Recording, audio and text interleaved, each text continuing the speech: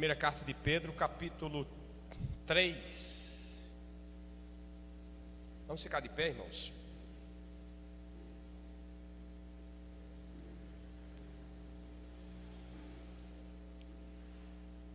Os irmãos encontraram? Amém? 3, 13 até o 22. Diz a palavra: Ora, quem há de maltratá-los, se vocês forem zelosos na prática do bem? Mas, mesmo que venham a sofrer por causa da injustiça, vocês serão bem-aventurados. Não tenham medo das ameaças, nem fiquem angustiados. Pelo contrário, santifiquem a Cristo como Senhor no seu coração, estando sempre preparados para responder a todo aquele que pedir razão da esperança que vocês têm. Mas façam isso com mansidão e temor, com boa consciência, de modo que naquilo que falam mal de vocês, fiquem envergonhados, esses que difamam a boa conduta que vocês têm em Cristo.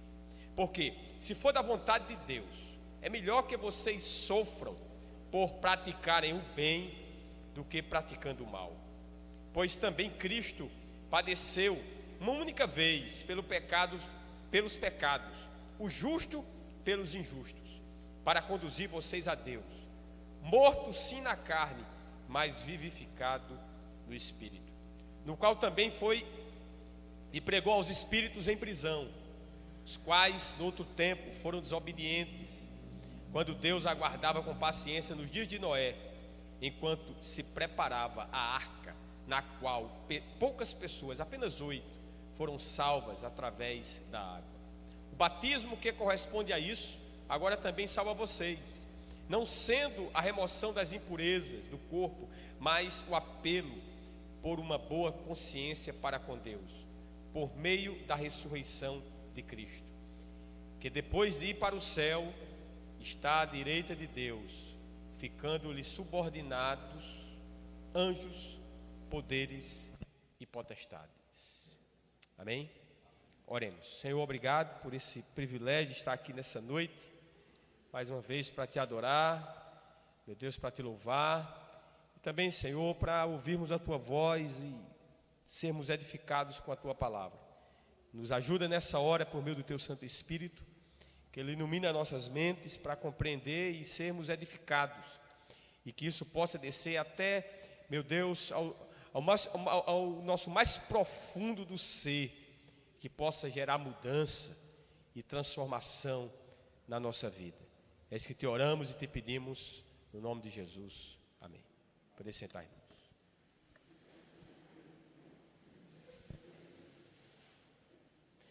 Irmãos, antes de hoje, olhando as notícias, né?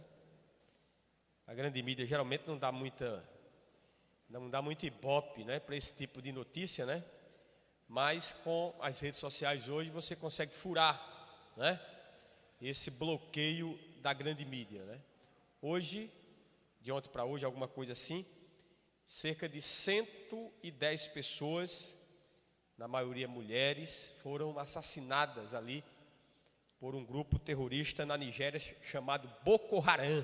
Não sei quantos de vocês, aqueles irmãos que acompanham a missão Portas Abertas, já ouviram falar nesse nome, Boko Haram, que é um grupo fundamentalista islâmico terrorista, que ali naqueles países como Nigéria, Camarões, se eu não me engano também é Nigéria, Camarões, e tem outro país lá que eu esqueci o nome. Eles atacam vilas, né, população muito rural desses países, e perseguem e matam os cristãos, né?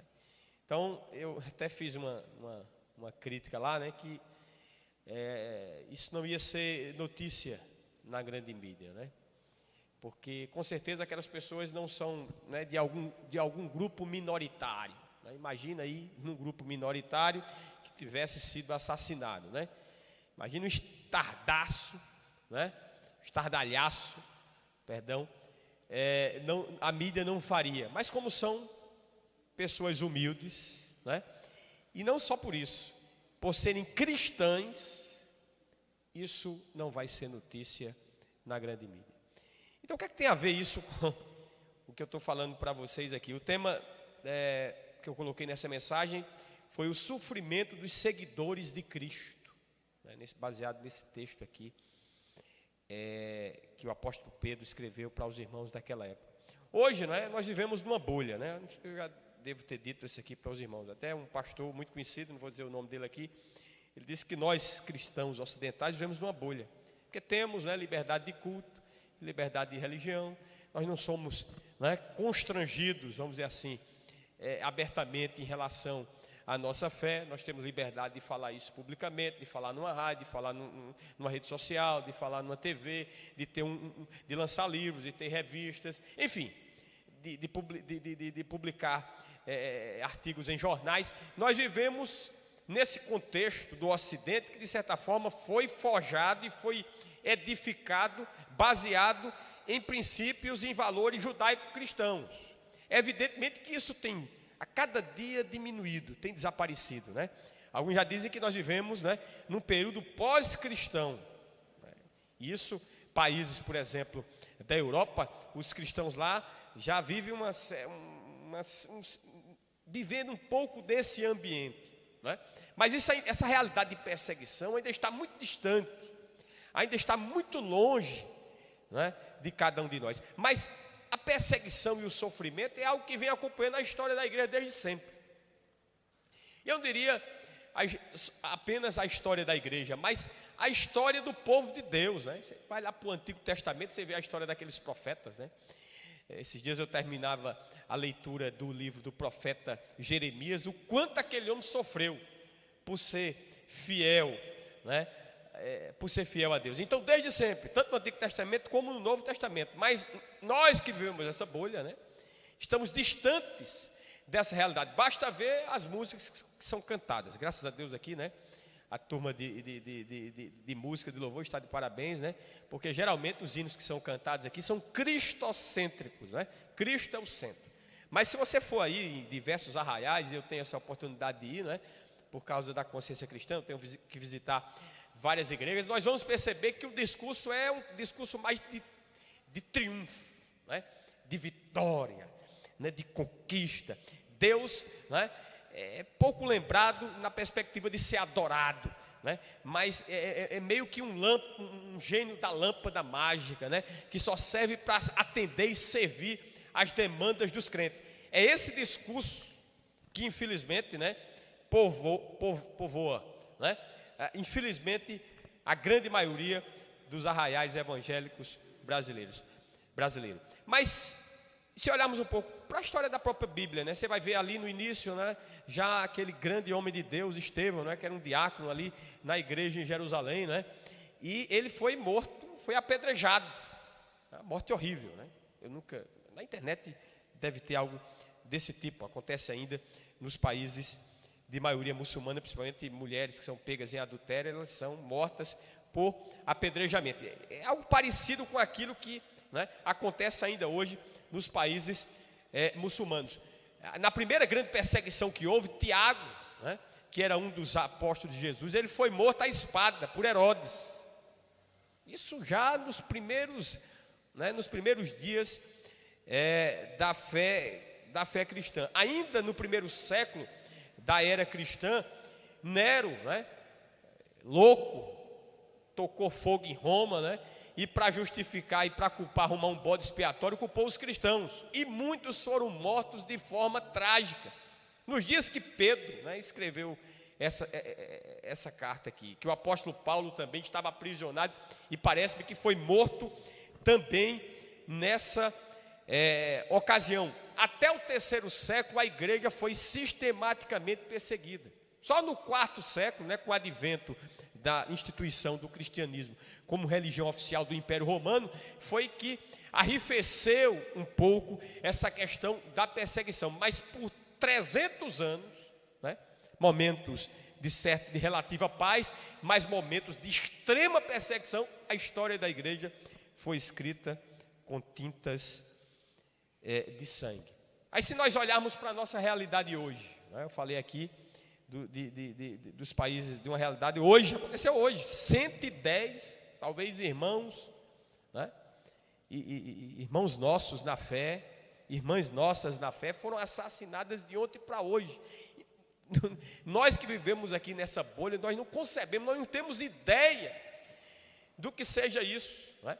Mas olha a realidade, por exemplo, da Coreia do Norte, né? De países como a Arábia Saudita. Se você for pego na Arábia Saudita com uma Bíblia, mesmo que você esteja escondido em casa, você é morto, vai ser preso e vai ser morto.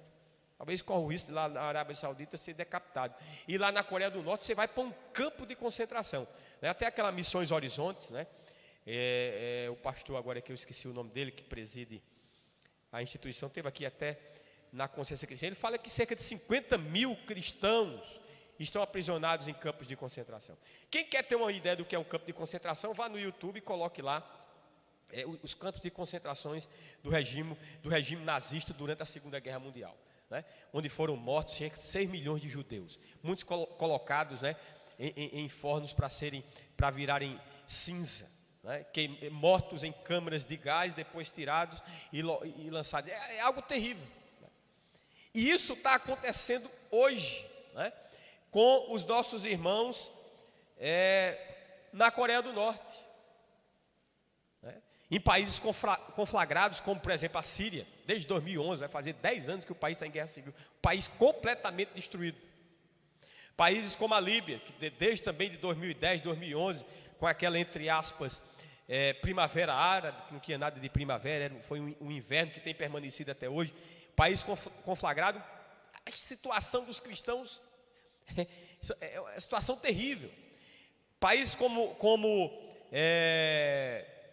a Somália, que faz 30 anos, que é um país que não tem governo. A gente deveria se interessar mais por essas situações, se inteirar mais, até para poder orar com mais eficácia em relação, né, aos nossos irmãos. A realidade, na maioria, né, na maioria hoje do mundo, o sofrimento da igreja é algo, né, é algo presente. E quando o apóstolo Pedro, né, escreveu essa carta, né, foi um pouco antes da grande perseguição que viria por intermédio do imperador Nero. E a ideia aqui era de preparar os irmãos daquela época para enfrentar a tudo isso, né? Diante da perda da sua integridade física, né, da sua segurança, dos seus bens, da sua família e da sua liberdade, né? Tem até um hino, Castelo Forte, né? Fica a dica aqui, né, para a turma do louvor aí trazer, que é um hino muito forte, né?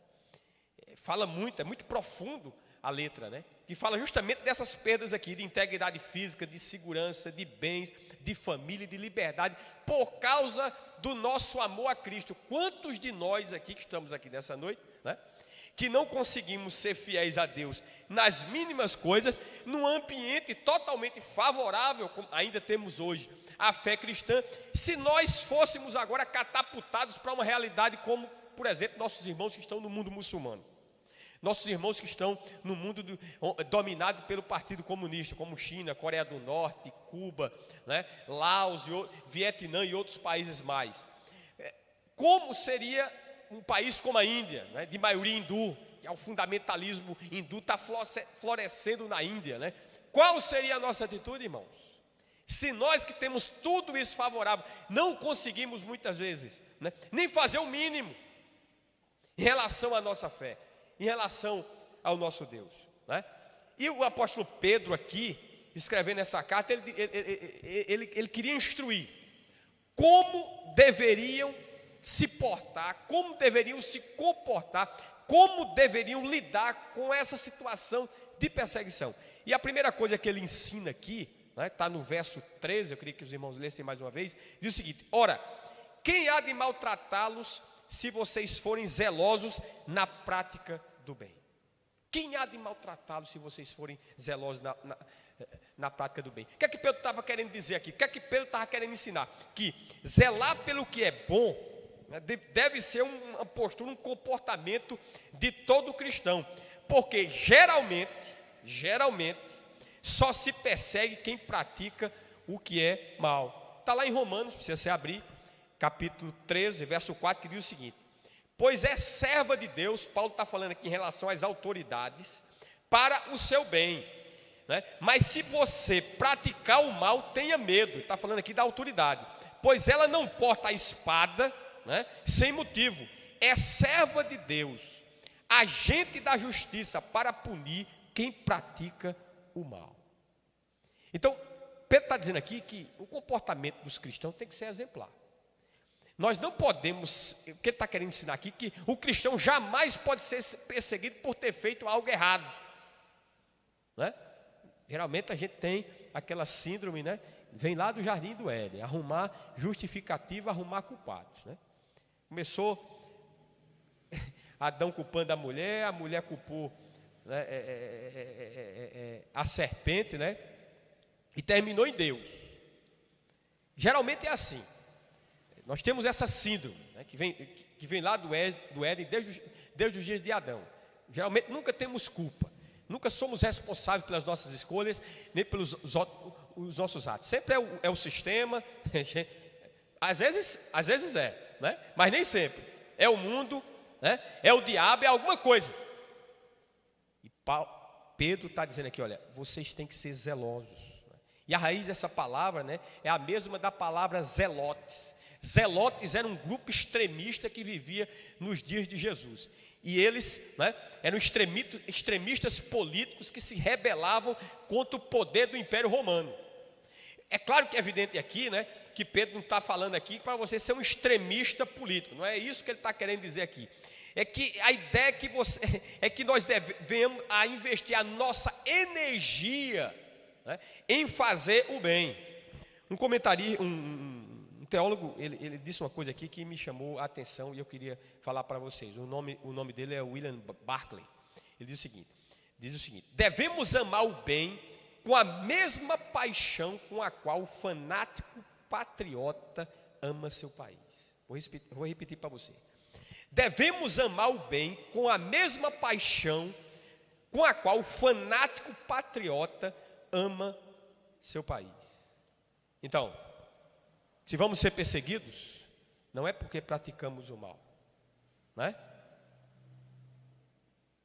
Nós temos um compromisso como cristãos de ter e de viver uma vida, né, sendo zeloso na prática do bem. A segunda orientação que o apóstolo Pedro diz aqui é que há situações em que mesmo fazendo o bem se é perseguido, né? Fazer o bem nesse mundo não é garantia de você não ser perseguido. Mas mesmo fazendo bem, você como cristão, há situações que você pode ser perseguido. Verso 14 diz: mas mesmo que venham a sofrer por causa da justiça, vocês são bem-aventurados. Não tenham medo das ameaças, nem fiquem angustiados, né? Jesus lá no seu Sermão do Monte, no capítulo 5 de Mateus, verso 10 a 12, não precisa você ler. Vou ler para você, diz: bem-aventurados os perseguidos por causa da justiça, pois deles é o reino dos céus. Bem-aventurados serão vocês quando, por minha causa, preste atenção, por minha causa, não é por sua causa, né? Não é porque você cometeu algum ilícito que você está perseguindo, não é esse tipo de perseguição, é pela causa da justiça, como o apóstolo Pedro disse aqui. E Jesus está dizendo aqui: por minha causa os insultarem, perseguirem e levantarem todo tipo de calúnia contra vocês. Aí, essa palavra aqui, né, bate forte, né, na gente como cristão, né? Alegrem-se e regozijem-se, porque grande é a recompensa que vocês têm nos céus, pois da mesma forma perseguiram os profetas que viveram antes de vocês. Então, falei aqui, né, do profeta Jeremias, né? Quem sabe, quem conhece a história dele sabe o quanto ele padeceu. Então, Jesus estava falando aqui para os cristãos, né, que estavam ali começando a sua caminhada, né, que não é fácil aqui nesse mundo, mesmo praticando bem, né, mas o mundo, por causa da nossa fé. Basta ver que na época já, no Antigo Testamento, né, tinha pessoa mais exemplar do que Daniel. Você lê lá capítulo 6 de Daniel, né, o staff político do rei Dário, né, procurou um deslize no comportamento, na conduta daquele homem e não encontrou. Rapaz, só tem um jeito de a gente pegar esse camarada, vai ser, né, buscando na sua fé. O que é que ele faz? Não, esse cara ora religiosamente 3 vezes ao dia. Então o que é que a gente tem que fazer? Vamos baixar um decreto para que ninguém faça oração a Deus nenhum, a não ser o imperador. Então, Daniel, já naquele momento, ele foi perseguido por causa da sua fé. Se tivermos de ser perseguidos nesse mundo, não é porque cometemos algum deslize, algum ilícito, mas por causa da nossa fidelidade a Deus. Nem sempre Deus nos livra do sofrimento, né? Mas sempre nos capacita e nos instrumentaliza quando passamos pelo sofrimento. Geralmente tem testemunhos, né, de até pessoas lá que moram dentro desse contexto de perseguição, que eles dizem, olha, não orem para que Deus, né, tire a perseguição, ore para que nós tenhamos força, né, para resistir, mesmo em meio às perseguições. Muitas vezes Deus transforma as circunstâncias doloridas da vida em ferramentas para o nosso bem. Ai de nós se não fosse, né, as dificuldades da vida, o quanto ela nos ensina, o quanto ela nos molda, o quanto ela muitas vezes nos aperfeiçoa. Foi assim com José do Egito. Seus irmãos intentaram o mal contra ele, mas Deus transformou em bênção. Gênesis 50, verso 20. O terceiro conselho aqui que o apóstolo Pedro dá está no versículo 15, na parte A, né? E o ensino aqui é o seguinte, né? Em meio ao sofrimento devemos santificar a Cristo o nosso coração. Diz aqui, verso 15: pelo contrário, santifiquem a Cristo como Senhor no seu coração, né? Então, quando colocamos Cristo como sendo o Senhor do nosso coração, irmãos, Ele é o centro, né? Tinha até um panfletozinho daquela missão, esqueci o nome agora, não sei se era Cruzada Estudantil, né? Eles tinham um livretozinho que ele, na hora de apresentar o plano de salvação, tinha lá uma pessoa, né? E o que estava entronizado no coração da pessoa era o ego.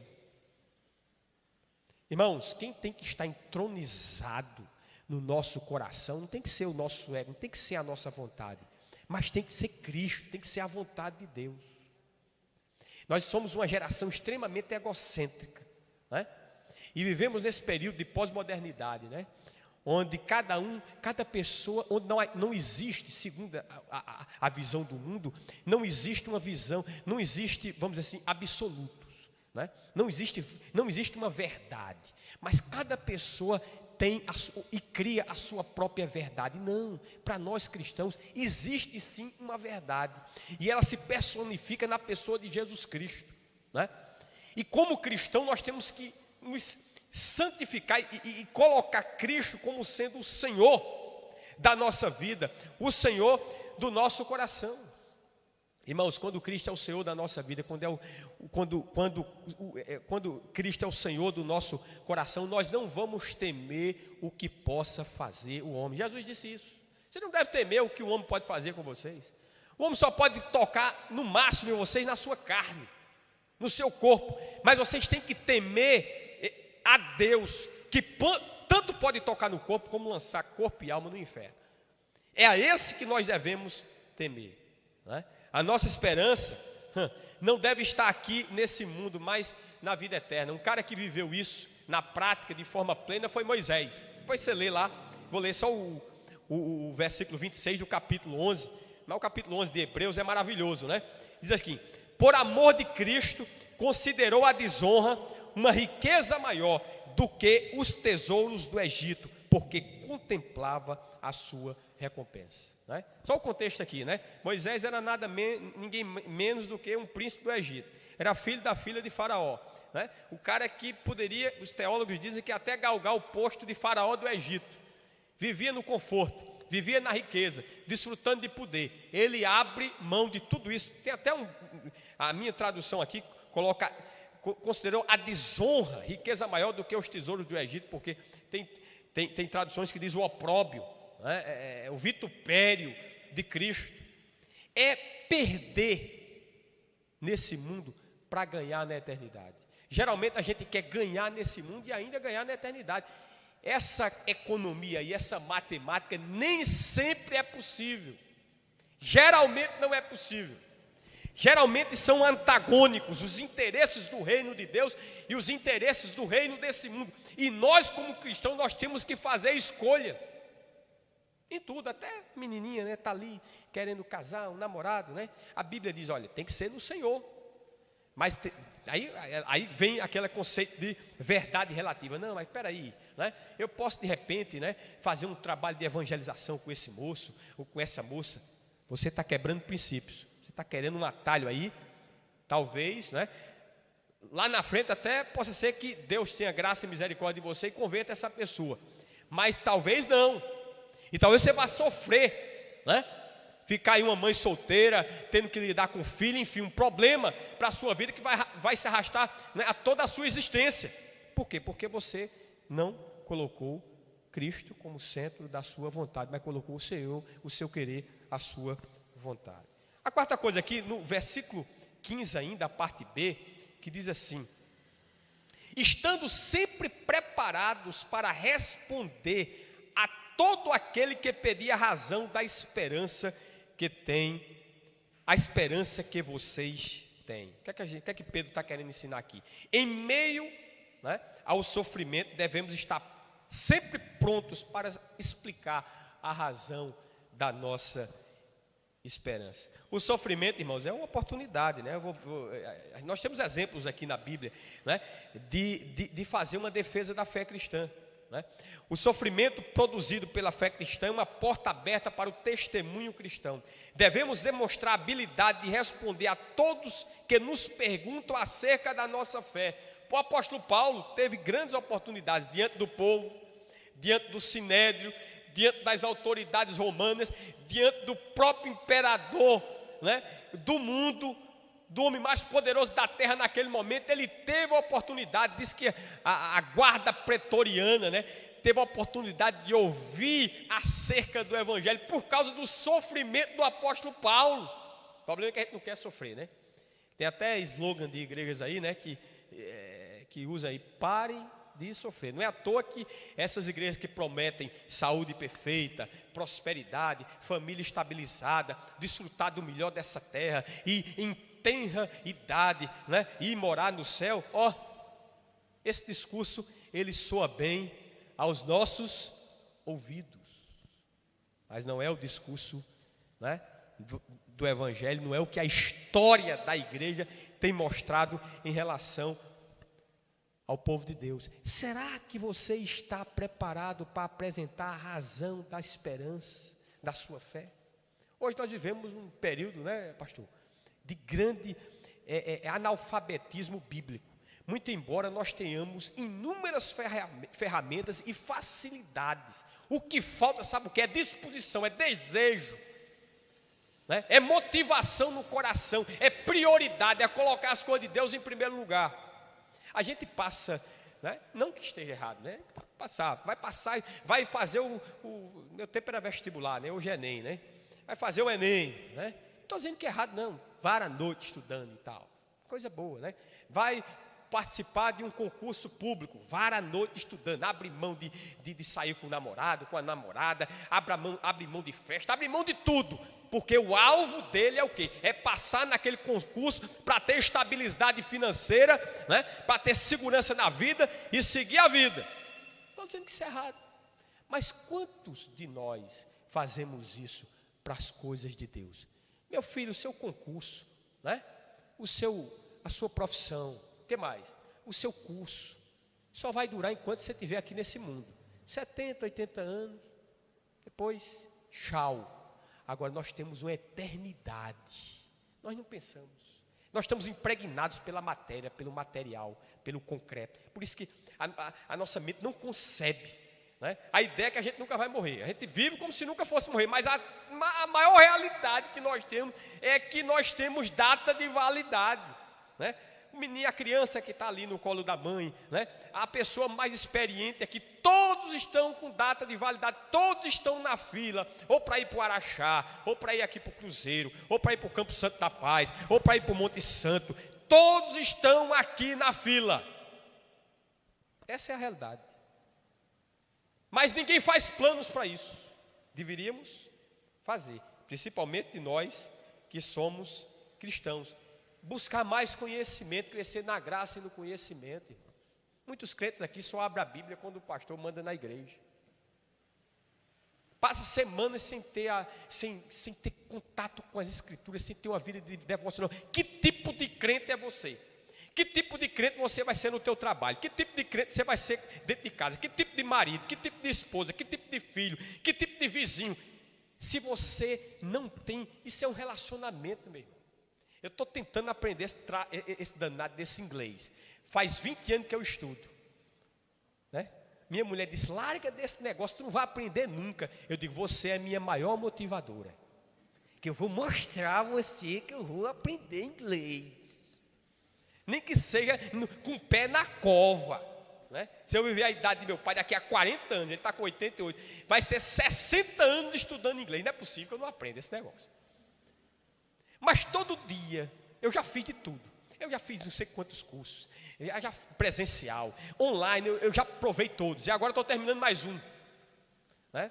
Estou terminando mais um. Estou agora entrando no 5º mês, no 6º mês, vai terminar agora em janeiro. Mas eu percebo, mesmo com a minha dificuldade, né, que eu já estou no 5º mês. Eu já estou melhorzinho do que 5 meses atrás, né? Já estou lendo, já estou compreendendo mais um cara ali, já estou conseguindo pegar, a minha leitura já melhorou. Por quê? Porque é um exercício, irmão. É do mesmo jeito da Bíblia, é do mesmo jeito das coisas de Deus. Se você tem como hábito de estar estudando a Bíblia, de estar lendo as Escrituras todos os dias, você vai conhecer cada vez mais acerca das coisas de Deus, e cada vez mais você vai se fortalecer como cristão, e cada vez mais você vai saber qual é a vontade de Deus para a sua vida, e cada vez mais você vai ser usado por Deus para dizer a razão da esperança da sua fé para as pessoas. É uma vergonha, né? Tem crente que foge dos testemunhos de Jeová como o diabo foge da cruz. Por quê? Porque ele, nas heresias que eles creem, eles são dedicados. Eles conhecem a doutrina deles de ponta a ponta, de cabo a rabo. Eles conhecem. E nós, que conhecemos a verdade, né? Por que isso não nos motiva? Por que isso não nos cativa? O apóstolo Paulo diz, olha, em tempos de tribulação, é importante conhecer as Escrituras. Irmãos, quando essa tribulação vai bater a nossa porta, viu? Escreva aí. Talvez seja na minha geração ainda. A coisa está se afunilando, né? A coisa está se afunilando cada vez mais. Nós vamos ser em breve desafiados a seguir na nossa fé, né? Ou a padecer por ela, ou abraçar o sistema para não sofrer. Isso aí é questão de tempo. Você pensa que isso que está acontecendo com nossos irmãos do mundo muçulmano, no mundo budista, no mundo hindu, no mundo comunista, isso não vai chegar aqui não? Você é mais crente do que aquele povo que está lá, você é mais privilegiado. Deus tem algum propósito diferente para eles, como tem para nós. O problema é que a gente não está aproveitando a oportunidade que Deus está dando. Assim como Jesus chorou diante de Jerusalém, que queria ser como uma galinha que junta os seus pintinhos, né? E eles não estavam reconhecendo o tempo da visitação de Deus para eles. Nós não estamos reconhecendo o nosso tempo também. Os nossos recursos, os nossos talentos, os nossos dons, na grande maioria das vezes não está sendo usado para a glória de Deus, mas está sendo usado para os nossos próprios interesses. Isso é uma verdade. Verso 16. Mas façam isso com mansidão e temor, com boa consciência, de modo que naquilo que falam mal de vocês, fiquem envergonhados, esses que difamam a boa conduta que vocês têm em Cristo. O que a gente aprende aqui? Irmãos, Quer ver o crente? Vá nas redes sociais. Irmãos, as discussões que se tem lá, né? E, às vezes discussões por questões secundárias, né? Tem o arminianismo da zoeira. Aí tem também o calvinismo, sei lá das quantas, que é tirando onda com os pentecostais. E esses arminianos da zoeira tirando onda com... Irmãos, eu fico, às vezes, acompanhando o tipo de debate que esses caras têm na internet, e esses caras não são crentes, não. Não tem condições.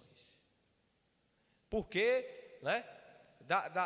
Como é que é? Eu tenho um ditado que diz da cintura para baixo tudo é canela. É o quê? Tem um complementozinho que eu não estou lembrado agora. Vocês estão sabendo mais ou menos. Os caras não estão em guerra. Isso entre os próprios irmãos. Porque o que nós não podemos abrir mão é de questões fundamentais da fé cristã. Por exemplo, a doutrina da Trindade. Você não pode dizer que Jesus, como o testemunho de Jeová, né? Não, Jesus foi criado. O testemunho de Jeová diz que o Espírito Santo é uma força, é uma energia. Ele não tem personalidade, né?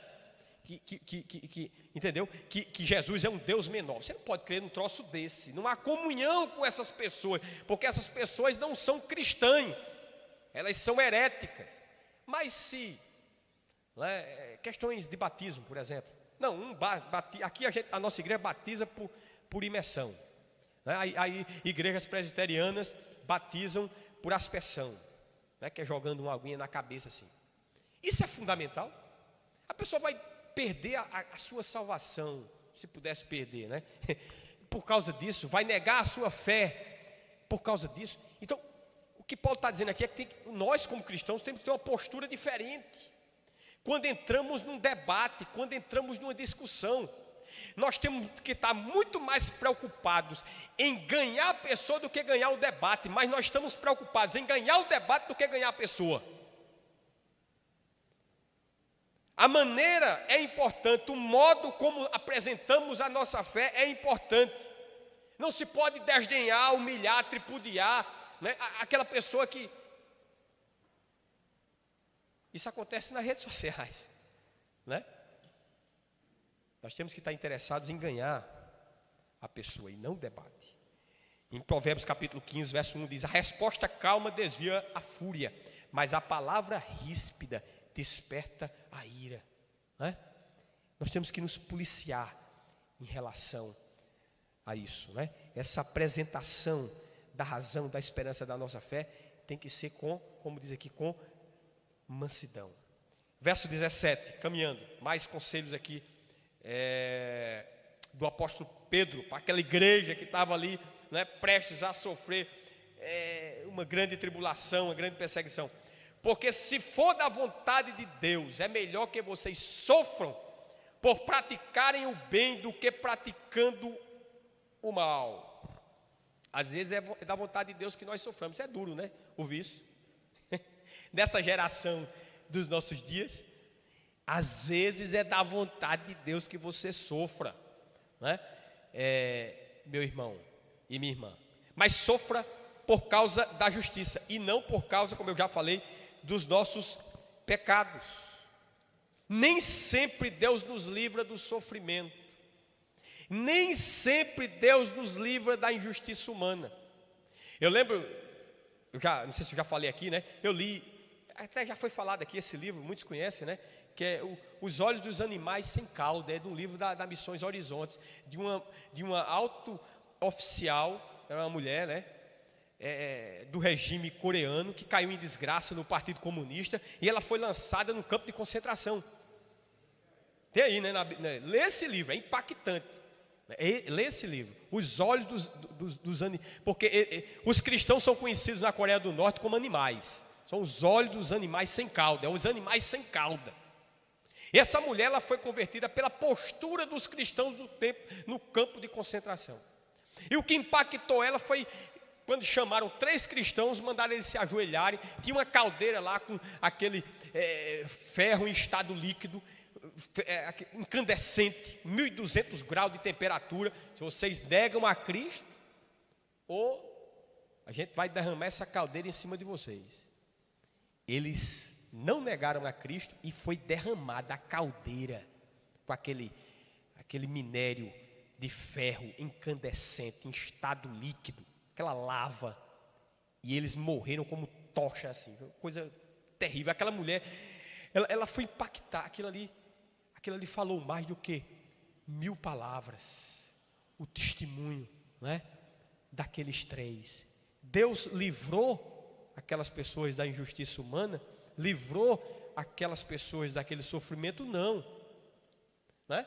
Mas Deus tinha um propósito com aquilo tudo, porque aquela moça, aquela oficial do regime comunista coreano, ela saiu, ela conseguiu fugir do campo de concentração e hoje dá testemunho. E hoje tem trabalhado para ajudar cristãos que têm saído da Coreia do Norte. Quer dizer, Deus tinha um propósito maior. Chegou a hora daqueles 3 irmãos. Irmãos, para Deus ninguém morre. Não é isso? Deus é o Deus dos vivos, não é o Deus dos mortos. A gente acha que a nossa existência se resume a esse mundo. Não. Esse corpo aqui, ele está cada dia ficando mais decrépito, né? Nós que o digamos, né, velho? Já estamos de ladeira abaixo, né? Você que é novinho vai chegar também. Mas nós temos uma eternidade para viver com Deus. Começa aqui, nós temos que nos deleitar com o Senhor aqui. E vai viver, e nós vamos passar a eternidade nos deleitando, né, num novo corpo semelhante ao de Jesus Cristo.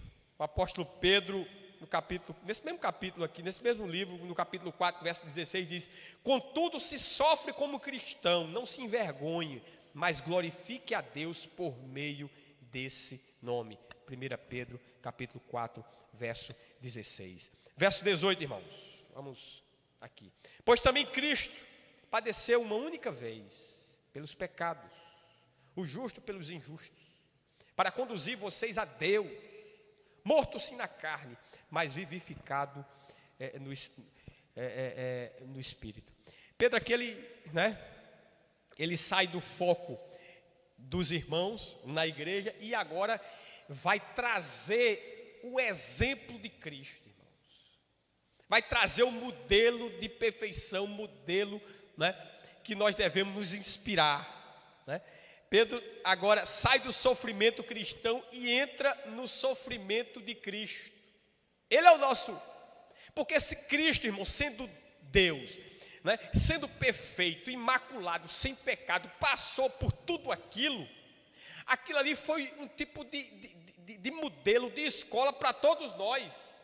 Nós não estamos imunes, por mais que desejemos não sofrer, mas faz parte, né, da história cristã, do cristianismo, o sofrimento.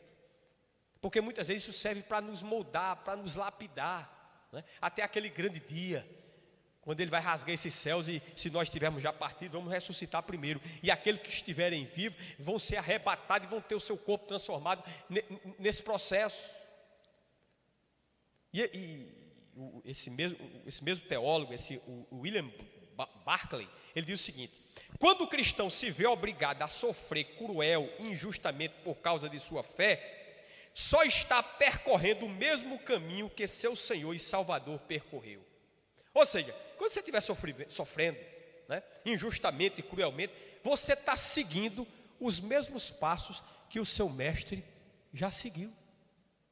Deus não está lhe pedindo nada que Ele não já tenha feito com o seu filho.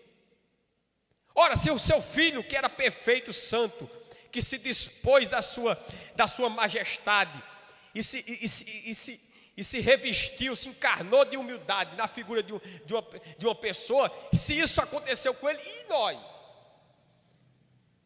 Nós vamos refletir sobre isso, né? E o sofrimento de Cristo, diferente do nosso, é um sofrimento singular, porque Ele é santo, é puro, é imaculado, é sem pecado. E nós? Nós somos pecadores alcançados pela graça de Deus. E Pedro diz aqui algumas coisas. Primeiro, no verso 18, né, no verso 18, a parte A diz aqui: pois também Cristo padeceu uma única vez, ou seja, o seu sacrifício, ele foi eficaz, pois também Cristo morreu uma vez pelos pecados, como diz o texto aqui.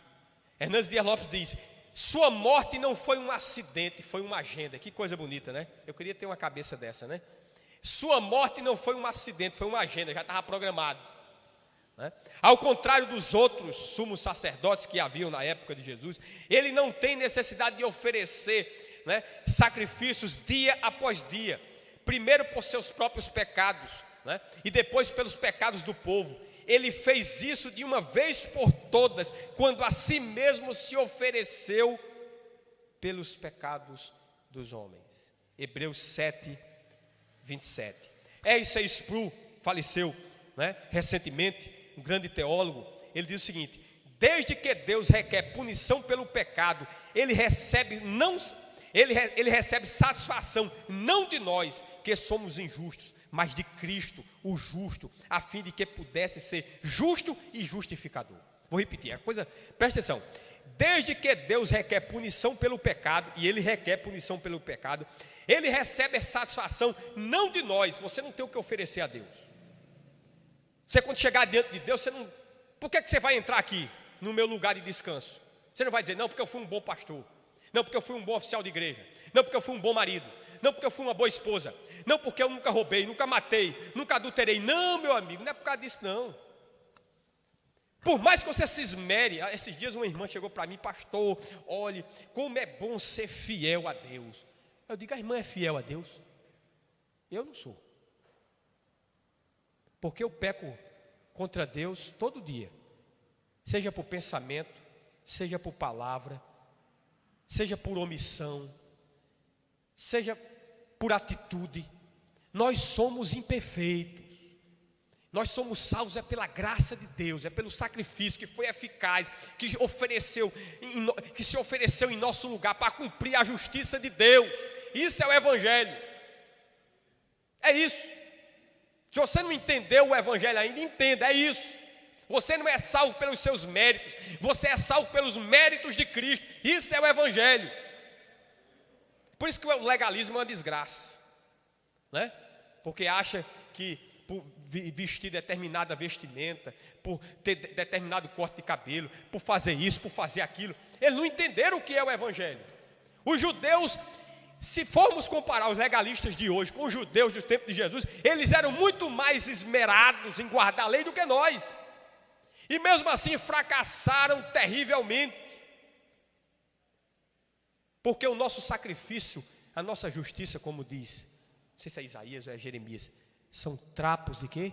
De imundície, né? Antes das mulheres usarem mods é, é absorvente, né? Mods é a marca, né? Usavam panos, como, né? Quando era criança, nós fomos criados com o quê? Com um paninho, com fralda de pano, né? Não existia fraldinha descartável como tem hoje, né? A minha mãe teve um trabalho desgramado, né? Imagina quantas vezes ela tinha que lavar aquelas fraldas. E as mulheres usavam pano também. Imagina como ficavam aqueles panos. Então, para Deus, aqueles panos, depois de serem usados numa menstruação, é a nossa justiça diante de Deus. Entendeu?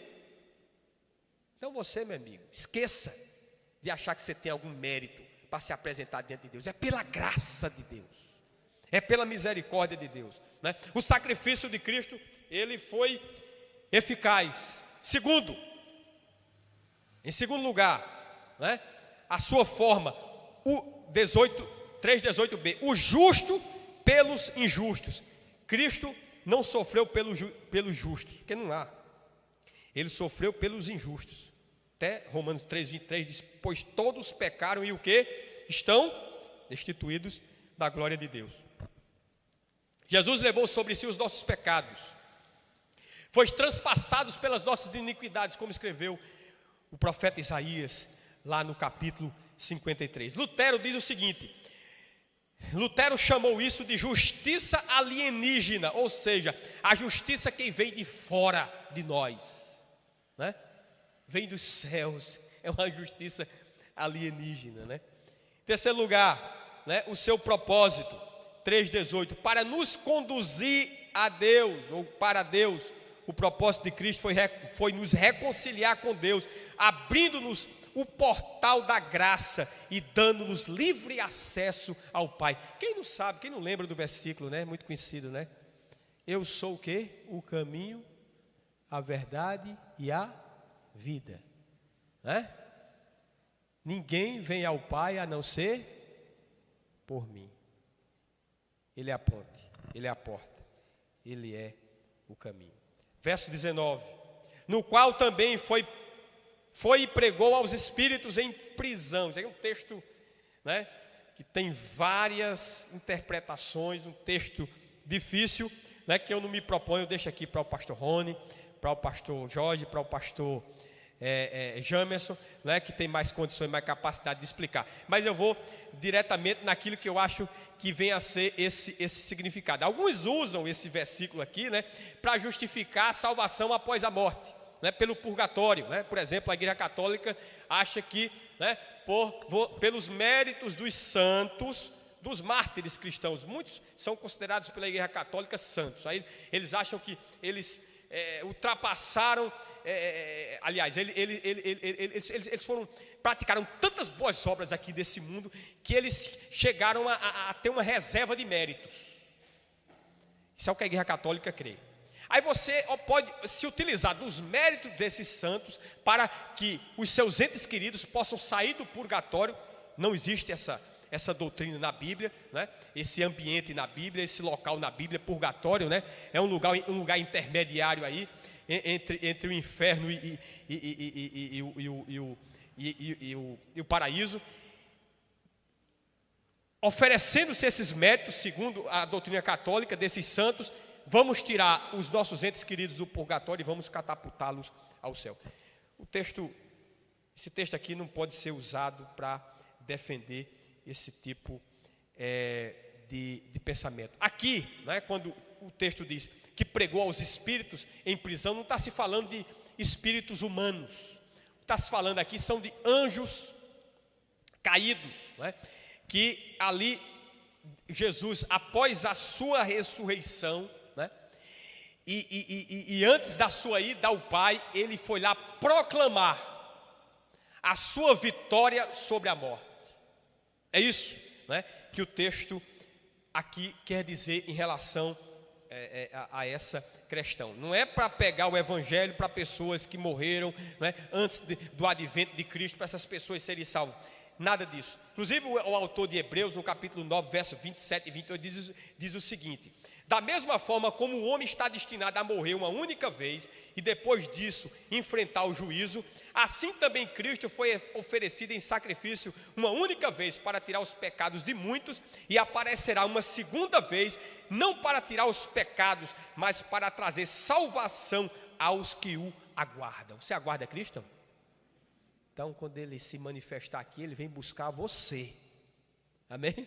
Essa segunda vinda é para trazer juízo sobre o mundo e redenção, né, para o povo de Deus que vive sofrendo aqui nesse mundo. Essa é a posição mais aceita hoje pelos teólogos contemporâneos. E chegando aqui, caminhando para o final, capítulo 20, verso 25, mais uma vez o apóstolo Pedro, né, muda aqui um pouco em relação ao assunto e passa a falar do batismo, quando ele diz, verso 20, os quais no outro tempo foram desobedientes, quando Deus aguardava com paciência nos dias de Noé, enquanto se preparava a arca, na qual poucas pessoas, apenas 8, foram salvas através da água. O batismo que corresponde a isso, agora, também salva vocês, não sendo a remoção das impurezas do corpo, mas o apelo por uma boa consciência para com Deus por meio da ressurreição de Jesus Cristo, né? Então aqui, Noé foi salvo, né, das águas do dilúvio por meio daquela arca, né? Então essas águas aqui, ela pode simbolizar, é uma prefiguração, um símbolo salvífico do batismo. O batismo, nesse caso aqui, ele se assemelha ao dilúvio, né? O batismo, né, nós sabemos que é um símbolo. Nem a água, nós sabemos, purifica. O catolicismo prega isso, né? A purificação batismal, Por isso que as crianças no catolicismo têm que ser purificadas, né? Porque senão elas podem se morrer quando crianças morrerem pagãs. Isso é a ideia do catolicismo. Mas o batismo não faz um pagão cristão. É possível que na igreja visível tenha muitas pessoas batizadas, mas mesmo assim continuem sendo pagãs. Não são filhas e filhos de Deus. Isso é um símbolo, o batismo é um símbolo do sangue purificador de Cristo e do lavar regenerador do Espírito Santo. Caminhando para o final, verso 22, que depois de ir para o céu, está à direita de Deus, ficando-lhe subordinados anjos, potestades e poderes.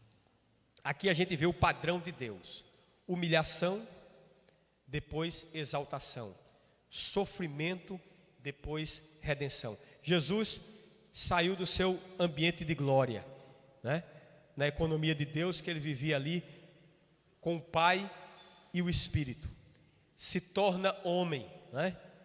Viver esses dramas da humanidade, né, que nós temos, é humilhado pelos homens, é massacrado e martirizado na cruz do Calvário, humilhação. Mas ao terceiro dia vem o quê? A exaltação. Ele ressuscitou. Nós estamos aqui da mesma maneira. Muitos dos nossos cristãos, nossos irmãos, se fala que cerca de 150 a 200 mil cristãos são mortos por ano por causa da fé em Jesus Cristo. 150 a 200 mil pessoas. É a metade da população de Campina Grande, né? Basicamente, são assassinadas por causa da fé na pessoa de Cristo. Sem se falar na pressão social nesses países muçulmanos. O cristão é um cidadão de segunda classe, ele não pode ocupar determinados postos na hierarquia do poder público, não pode assumir determinadas funções, é um cidadão de segunda classe. Você vê, os garis ali na capital do Egito, que agora, se não me engano, é o Cairo, né? Os garis são quase todos cristãos, porque é uma atividade de segunda classe. Vivem ali, são catadores de lixo. São poucos os que ascendem socialmente. Então eles estão sendo humilhados, sofrendo discriminação, preconceito, sendo muitas vezes martirizados. Mas o que Deus tem preparado para aqueles que o amam, como disse o apóstolo Paulo, ninguém viu, nem subiu ao coração do homem o que Deus tem preparado. É algo extraordinário, irmãos. É o padrão de Deus. Cristo ascendeu aos céus, como diz aqui o texto. Veio aos céus. Jesus veio do céu, encarnou, viveu, morreu, foi sepultado, ressuscitou e voltou ao céu. Cristo foi exaltado, né? Está aqui também. Jesus está agora ao lado do Pai. Tem um autor aqui que diz o seguinte, William MacDonald, ele diz que o lugar onde Cristo foi colocado representa poder, honra, descanso, intercessão, proeminência e domínio. Ele está agora sentado, né, à direita de Deus, esperando o momento, né, em que todos os seus inimigos estarão debaixo como estrado de seus pés, para estabelecer o seu reino pleno no universo. Cristo está revestido de toda autoridade, como diz aqui. Finalizando, como diz, à direita de Deus, ficando-lhe subordinado anjos, potestades e poderes. Não só os anjos os anjos, vamos dizer assim, os anjos que preservaram a sua posição, mas os anjos caídos também, né? Lembra quando Jesus andava aqui por esse mundo, os demônios eles reconheciam a Cristo, né? E se submetiam a Ele, porque essa autoridade foi lhe dada aqui nesse mundo. E agora no seu ambiente, né? E ali quando da sua ressurreição, ele diz: toda a autoridade me foi dada nos céus e na terra. E fechando, irmãos, eu queria trazer aqui alguma aplicação, né? Primeiro, nós somos chamados às boas obras, a praticar o bem. Nunca esqueça isso. Segundo, a prática das boas obras não nos livra da perseguição, mesmo sendo cristãos fiéis, buscando ser fiéis a Deus, mas nós não estamos livres da perseguição. Terceiro, em meio à perseguição temos que nos santificar a Cristo, colocar Ele como sendo o centro da nossa vida, da nossa existência. Quarto, temos que estar sempre prontos a dar razão da nossa esperança. Nós temos que conhecer a nossa fé, né? Nos aprofundar no conhecimento das Escrituras. Quinto, nossa resposta tem que ser com amor, tem que ser branda, tem que ser com mansidão. Nós não estamos, né, disputando um jogo, né?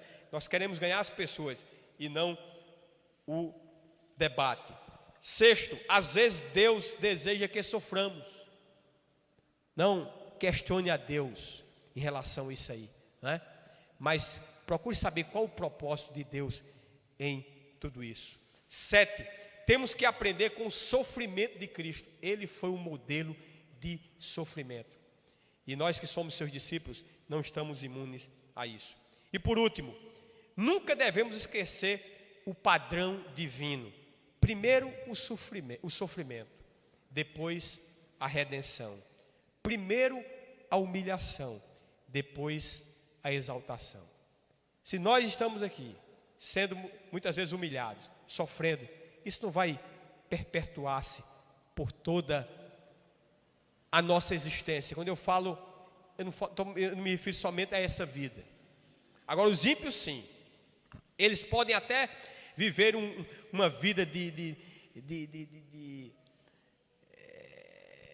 nesse mundo de ostentação, né? Desfrutando do melhor desse mundo, mas os dias dessa ostentação, né? dessa vida de muitas vezes de luxúria, estão contados. O que está preparado para eles é choro e ranger de dentes, mas o que está preparado para mim e para você, né, é algo extraordinário, né? É onde Ele vai enxugar dos nossos olhos toda lágrima, e nós vamos desfrutar de uma eternidade com Ele. Nunca nos esqueçamos disso, quando o sofrimento bater a nossa porta.